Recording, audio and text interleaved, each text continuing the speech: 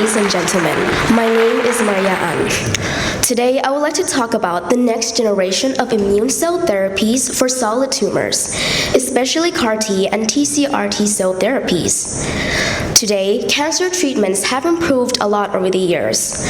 However, many solid tumors such as lung cancer, breast cancer, liver cancer, or pancreatic cancer are still very difficult to treat. But one promising and interesting idea is to use our own immune cells as living drugs. CAR-T cell therapies is one example. In this treatment, doctors collect a patient's T cell, and then scientists will genetically modify them so that they can recognize the cancer cells. After that, the modified T cells are returned back to the patient's body to attack the cancer. This approach has been very successful in blood cancers such as leukemia and lymphoma. However, it is much harder to use CAR-T therapies against solid tumors. Firstly, solid tumors create a very hostile environment around themselves. This is called the tumor microenvironment. It can weaken the immune cells and stop them from working properly. Also, not all solid tumors are all the same. Even inside one cancer cell, they have different features. So if a CAR-T cell only attacks one target, the remaining targets may escape. Another promising technology is TCR-T cell therapies.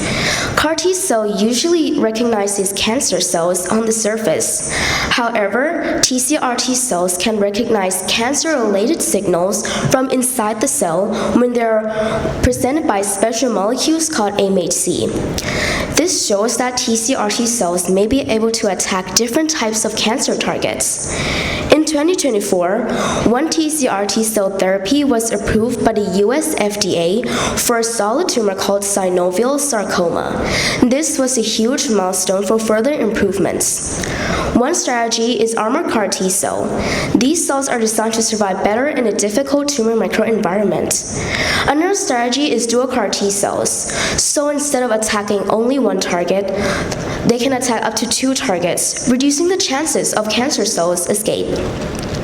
Nowadays, CAR-T cells usually need to be made outside the body. This takes time and costs a lot of money. In the future, scientists may be able to create CAR-T cell directly inside our bodies. Well, of course, these therapies still have risks, and scientists must carefully study the long-term safety.